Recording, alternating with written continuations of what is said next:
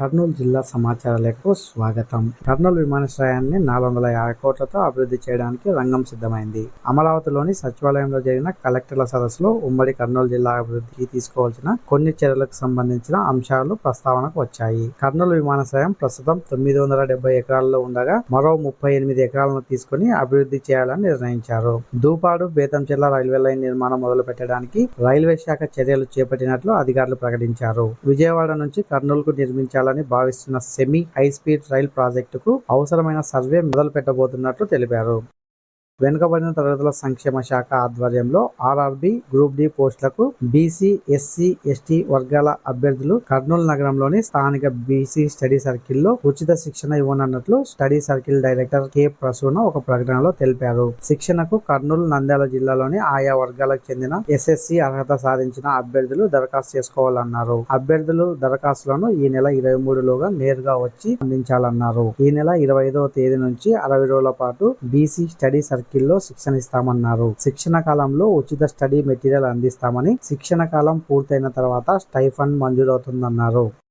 Gas సిలిండర్ల కొరత ఉందని వెంటనే బుకింగ్ చేసుకోమంటూ సైబర్ నేరగాళ్లు లింకులు పంపించి మోసాలకు పాల్పడే అవకాశాలు ఉన్నాయని ప్రజలు అప్రమత్తంగా ఉండాలని జిల్లా ఎస్పీ విక్రాంత్ పాటిల్ ఒక ప్రకటనలో సూచించారు. సామాజిక మాధ్యమాల్లో వచ్చే పోస్టులు, ఫోన్ కాల్స్, లింకులను నమ్మవద్దన్నారు. గ్యాస్ సిలిండర్ల కోసం అధికారిక ఏజెన్సీలు, వెబ్సైట్లను మాత్రమే సంప్రదించాలన్నారు. అపరిచితులు ఫోన్ చేసి ఓటీపీ, బ్యాంక్ ఖాతా వివరాలు అడిగితే చెప్పవద్దని, వారు పంపే లింకులను క్లిక్ చేయవద్దన్నారు. ఒకవేళ మోసపోయిన బాధితులు టోల్ ఫ్రీ నెంబర్ 19305 ఫిర్యాదు చేయాలని సూచించారు. మూత్రపిండాల సంబంధిత వ్యాధులపై ప్రజలు అవగాహన పెంచుకోవాలని మాజీ ఎంపీ టీజీ వెంకటేష్ సూచించారు. కర్నూలు నగరంలోని స్థానిక ఎస్బీఐ కాలనీలో నగరపాలక సమావేశ భవనంలో ప్రపంచ కిడ్నీ దినోత్సవం సందర్భంగా Bachchu Janakiram foundation, Kurnool kidney care centre సంయుక్తంగా ఉచిత వైద్య పరీక్షల శిబిరం నిర్వహించారు. కార్యక్రమానికి ముఖ్య అతిథిగా హాజరైన టీజీ వెంకటేష్ మాట్లాడుతూ ముందు జాగ్రత్తలతో కిడ్నీ వ్యాధులను దూరం చేసుకోవాలన్నారు.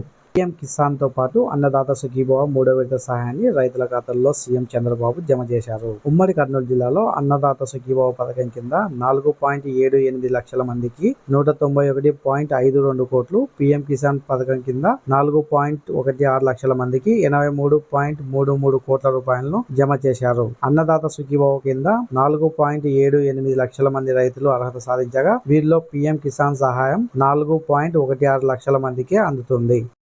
గృహ అవసరాల గ్యాస్ వినియోగదారులు గ్యాస్ పంపిణీ విషయంలో ఎలాంటి అపోహలు పెట్టుకోవద్దని కర్నూలు జేసీ నూరుల్ ఖమర్ తెలిపారు. కలెక్టరేట్లోని మినీ కాన్ఫరెన్స్ హాల్లో జిల్లా వినియోగదారుల రక్షణ మండలి సమావేశం నిర్వహించారు. జేసీ మాట్లాడుతూ జిల్లాలో గృహ అవసరాలకు సరిపడా గ్యాస్ సిలిండర్లు అందుబాటులో ఉన్నాయని, ప్లాంట్లలో సాధారణంగా 3 నుంచి 6 రోజుల వరకు సరిపడా స్టాక్ నిరంతరం అందుబాటులో ఉంటుందన్నారు.